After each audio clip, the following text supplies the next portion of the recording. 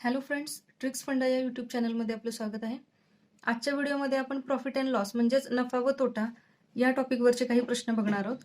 हे प्रश्न तुमच्या येणाऱ्या सगळ्याच एक्झामसाठी उपयोगी आहेत, जसं की MPSC CSAT असेल, पोलीस भरती, तलाठी, सरळ सेवा, कंबाईन एक्झाम, त्याशिवाय रेल्वे व बँकिंग या एक्झामसाठी सुद्धा हे क्वेश्चन्स उपयोगी आहेत.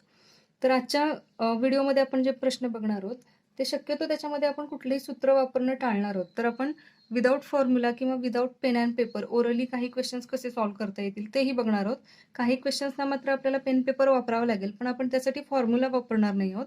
तर चला सुरुवात करूया आजच्या व्हिडिओला. पहिला प्रश्न बघूया. वरुणला एक वस्तू खरेदी करताना छापील किमतीवर 30% सूट मिळाली. त्याने ती वस्तू 8,750 रुपयांना विकून 25% नफा कमावला. तर त्या वस्तूची छापील किंमत किती होती असं विचारलंय.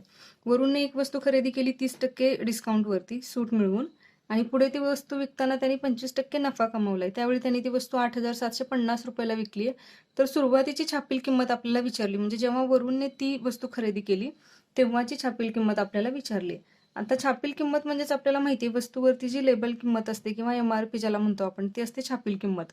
तर डिस्काउंट जो असतो तो नेहमी छापील किमतीवर दिला जातो. आपल्या या आधीचे व्हिडिओ जर तुम्ही बघितले असतील, याआधी आलेले प्रश्न पोलीस भरतीचे किंवा MPSC CSATचे आपण बघितले, त्यात या कन्सेप्ट आपण काही क्लिअर केल्या होत्या की डिस्काउंट म्हणजे सूट ही नेहमी छापील किमतीवर असते, तर नफा किंवा तोटाच म्हणजेच प्रॉफिट किंवा लॉस हा नेहमी खरेदी किमतीवर असतो. तर इथं आता आपल्याला दोन्ही विचार करायचे, सूट पण आहे आणि नफा पण आहे. तर सूट जो आहे म्हणजे सूट जी आहे म्हणजे जो डिस्काउंट आहे त्याचा विचार आपण छापील किमतीशी करणार आहोत, आणि जो नफा आहे जो प्रॉफिट आहे त्याचा विचार आपण खरेदी किमतीच्या बाबतीत करणार आहोत. चला तर मांडूया आपण हा प्रश्न.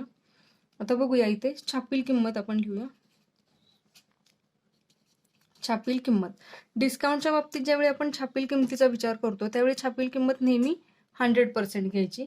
त्याचप्रमाणे ज्यावेळी आपण प्रॉफिट अँड लॉसचा विचार करतो त्यावेळी खरेदी किंमत म्हणजेच कॉस्ट प्राइस ही नेहमी 100 घ्यायची. तर आता छापील किंमत आपण घेणार आहोत 100.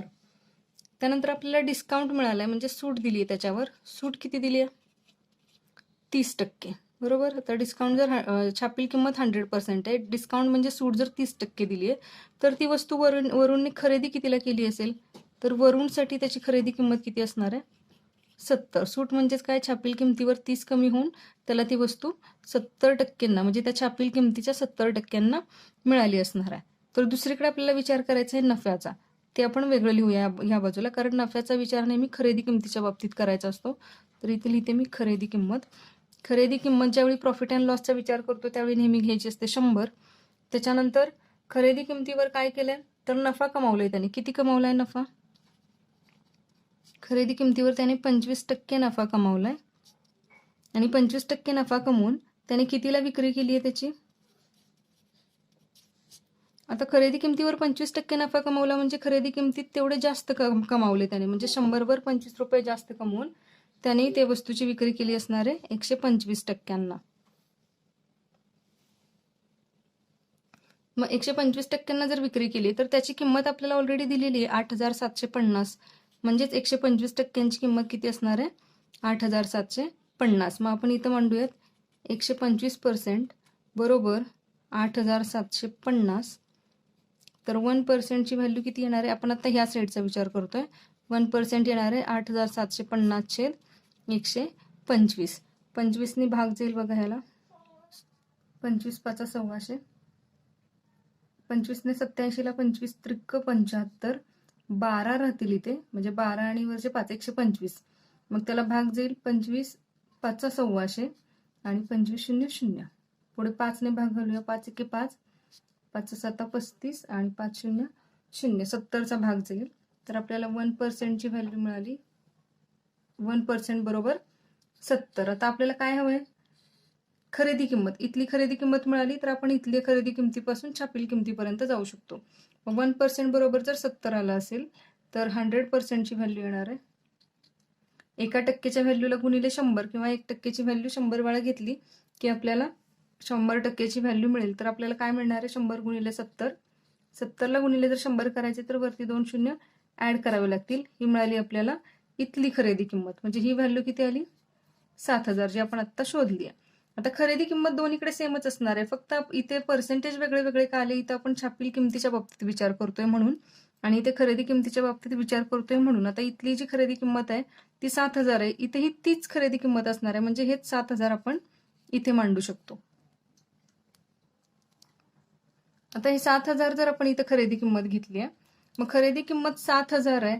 पुढे आता काय करू शकतो बघा, आपण जसं आपण इथे केलं होतं ह्या बाजूला तसंच इथे की 70% बरोबर जर 7,000, तर 1% ची व्हॅल्यू किती येणार आहे? 7,000 छेद 70.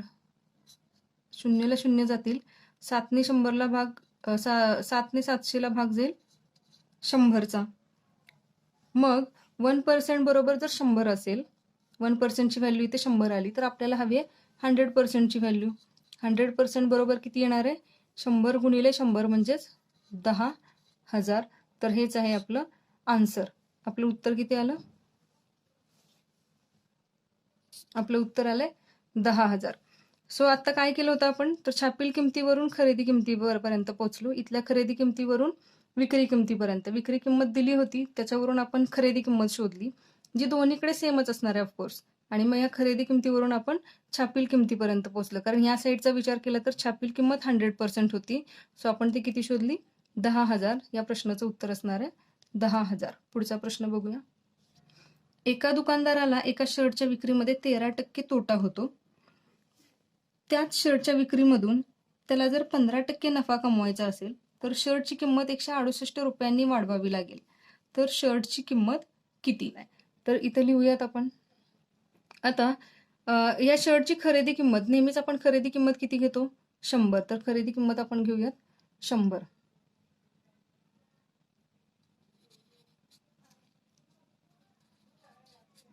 खरेदी किंमत 100.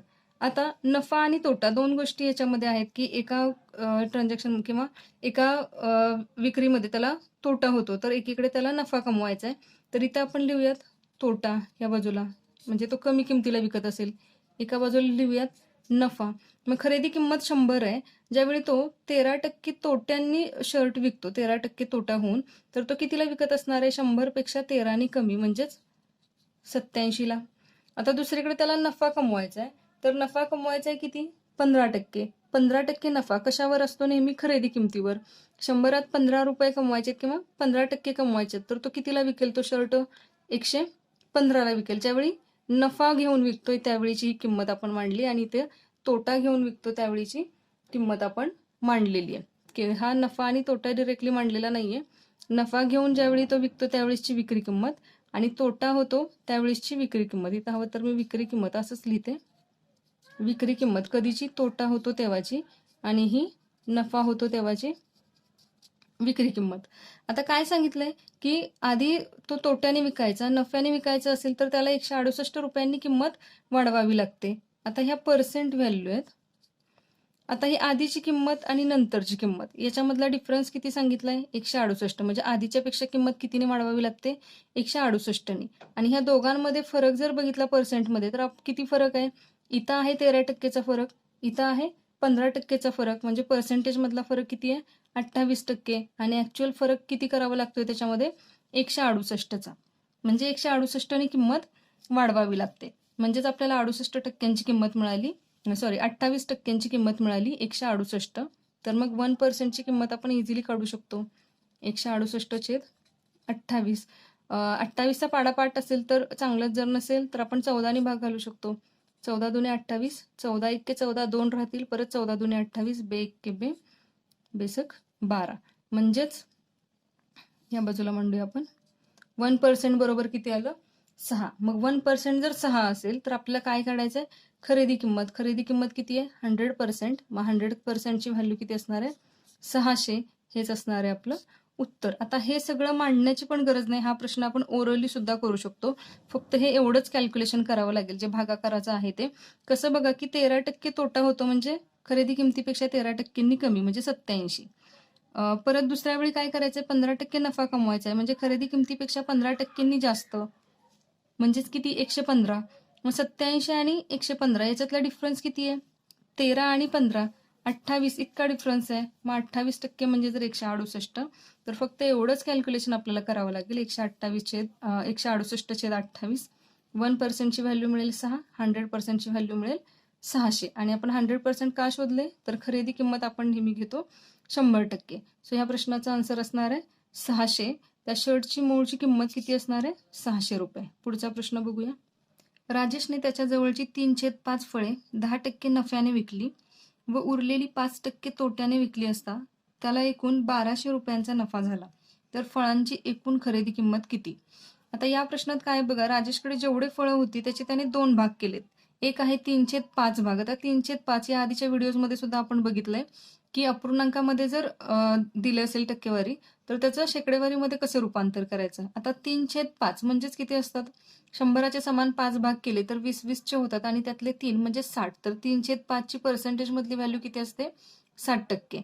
मग काय सांगितले 3/5 फळे त्याने 10% नफ्याने विकली म्हणजे 60% फळे नफ्याने विकली व उरलेली, आता 60% विकल्यानंतर किती उरलेली असणार आहे 40%. ती कशी विकलेत 5% तोट्याने आणि ह्या सगळ्या विक्रीवर त्याला काय झालं एकूण 1200 रुपयांचा नफा झालेला आहे. तर इथे आपण म्हणूयात की त्याने ती फळांची आपल्याला विचारली एकूण खरेदी किंमत किती असणार आहे. तर आपण एकूण खरेदी किंमत जी आहे एकूण खरेदी किंमत तिला आपण 100 घेऊयात. आता एकूण खरेदी किंमत जर आपण 100 घेतली किंवा आपण पर्सेंटमध्ये म्हणलं तरी चालेल. ठीक आहे 100 घेऊयात. पुढे काय केले त्याचे 2 भाग केलेत त्यांनी. काय केले तर आधी 60% विकलेत त्यांनी. आता 60% विकली ती कशी विकलीत 10% नफ्याने. इथे आपण खरेदी किंमत मांडूयात. परत त्याचे 2 भाग केलेत आणि त्या 2 भागाची इथं मांडूयात आपण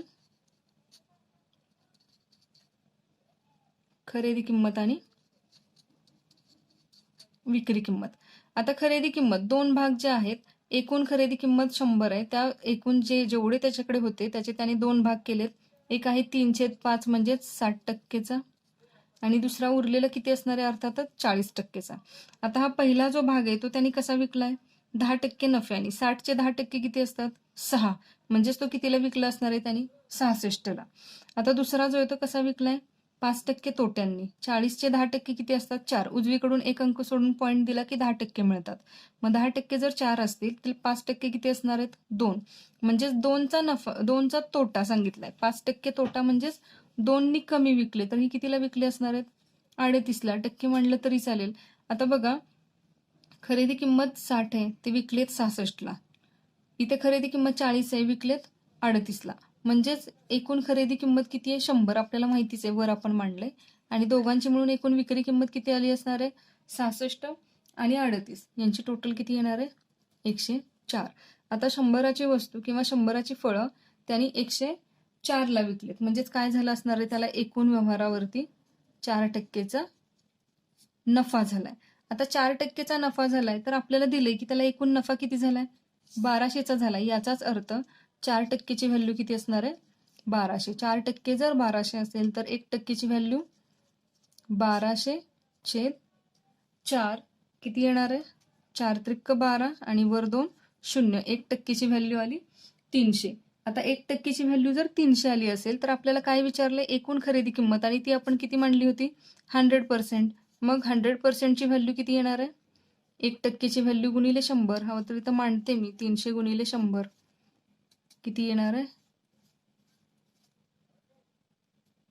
30,000. सो एकूण खरेदी किंमत किती असणार आहे 30,000 रुपये. हे असेल आपलं आन्सर.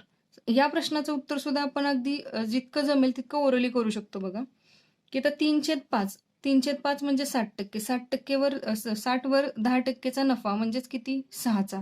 म्हणजे 60ची कितीला विकली त्यांनी 66ला विकली असणार आहेत. दुसरीकडे उरलेली म्हणजे 40 वर 5% तोटा म्हणजे 2चा तोटा कितीला विकली असणार आहेत 38. म्हणजे खरेदी किंमत तर आपण 100 अजून केलीच होती पण 66 आणि 38 104 म्हणजे 4%चा नफा झाला. आणि 4% म्हणजे जर 1200 असेल तर 1%ची व्हॅल्यू किती आली आपली 300. मग 1% जर 300 असेल तर 100%ची व्हॅल्यू काय करतो आपण 300 गुणिले 100. 300 वरती 2 शून्य ऍड होतील. आपलं उत्तर किती आलं 30,000. जितकं जमेल तितकं आपण विदाऊट पेन पेपर जाऊन या प्रश्नाचं उत्तर काढू शकतो. पुढचा प्रश्न बघूया. जर खरेदी किंमत ही विक्री किंमतीच्या 25% आहे तर शेकडा नफा किती. आता याच्यामध्ये कुठलीही व्हॅल्यू आपल्याला दिलेली नाही की एवढ्याला वस्तू खरेदी केली आणि ती इतक्याला विकली तर मग त्याच्यावर शेकडा नफा किती झालाय असं दिलेलं नाहीये. फक्त दिलंय की जर खरेदी किंमत ही विक्री किंमतीच्या 25% आहे तर शेकडा नफा किती. आपण इथं म्हणूयात खरेदी किंमत आणि इथे लिहूयात विक्री किंमत. खरेदी किंमत ही विक्री किंमतीच्या 25% म्हणजे विक्री किंमत जर 100 असेल तर खरेदी किंमत किती असणार आहे 25 असणार आहे. तर काय विचारलंय आपल्याला की शेकडा नफा किती. आता 25ला खरेदी केलेली एखादी वस्तू जर 100ला विकली तर नफा कितीचा असणार आहे 75चा नफा असणार आहे बरोबर. पण आपल्याला शेकडा नफा विचारलेला आहे बरोबर. तर शेकडा नफा कसा काढतो आपण. नफा हा नेहमी कशावर असतो खरेदी किंमतीवर किंवा शेकडा नफ्याचं सूत्र काय असतं नफा छेद खरेदी किंमत गुणिले 100. पण आपण इथे काही फॉर्म्युला वापरत नाही. लक्षात कसं ठेवायचं की नफा किंवा तोटा हा नेहमी खरेदी किंमतीवर असतो म्हणून खरेदी किंमतीच्या वर मांडायचा असतो नेहमी नफा किंवा तोटा. सो 75/100 गुणिले 75/25 गुणिले 100 किंवा एक त्रैराशिक समीकरण ज्याला आपण म्हणतो तसं मांडू शकतो की 25ला 75चा नफा झालाय तर मग 100ला किती. 25ला 75 तर 100ला किती असं मांडूनही सोडवू शकतो. 25 एक्के 25 25 त्रिक 75 3 गुणिले 100 किती येणार आहे 300%. नेहमी हा टक्केमध्येच असणार आहे कारण शेकडा नफा विचारला होता. सो याचं उत्तर किती असणार आहे 300%. आता हे सगळं करण्याची गरज नाही फक्त इथंच याचं उत्तर निघू शकतं. कसं बघा खरेदी केलेली 25ला आणि नफा किती झालाय 75. खरेदी किंमतीच्या किती पट आहे तिप्पट आहे म्हणजेच किती पट झालाय नफा किती झालाय 300%. खरेदी किंमत स्वतःमध्ये नेहमी असते 100. आपण नेहमी 100% घेतो. मग हिला जर आपण 100% अजून केलं तर हा किती आहे त्याच्या तिप्पट म्हणजेच किती 300%. असं सुद्धा इथल्या इथे आपण याचं उत्तर काढू शकतो. सो याचं उत्तर आलंय 300%. पुढचा प्रश्न बघूया.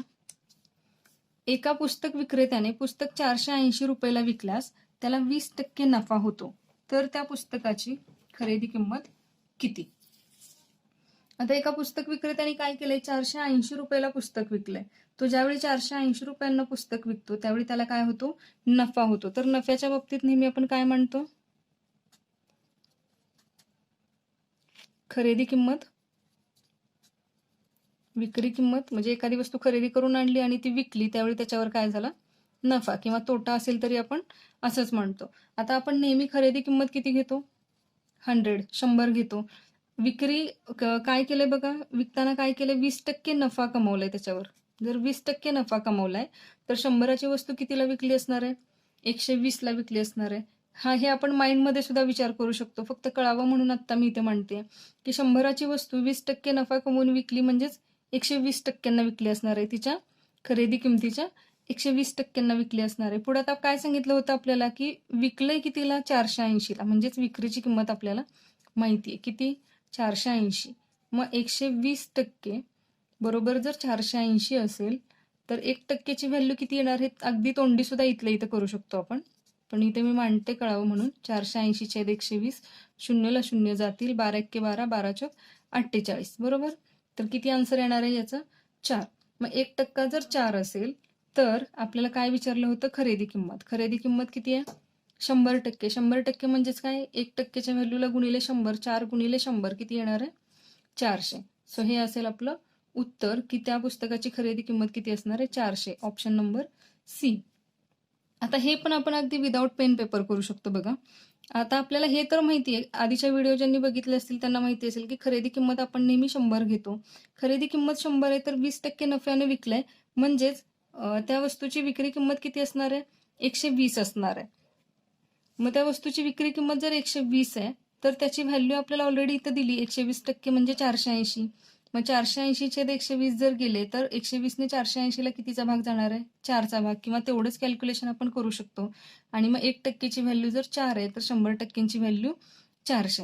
सो कमीत कमी कॅल्क्युलेशन मध्ये आपण हे सॉल्व्ह करू शकतो. हे सगळं मांडायची गरज नसते फक्त कळावं म्हणून मी इथपर्यंतच मांडलंय. तुम्ही डिरेक्टली हे मांडू शकता की 120% म्हणजे 480 आणि या स्टेपला तुमचं उत्तर निघतं. ही काही लिहायची गरज नाही. आपल्याला जर माहिती 1% म्हणजे 4 तर आपण डायरेक्ट ऑप्शन सिलेक्ट करू शकतो की 100% म्हणजे 400.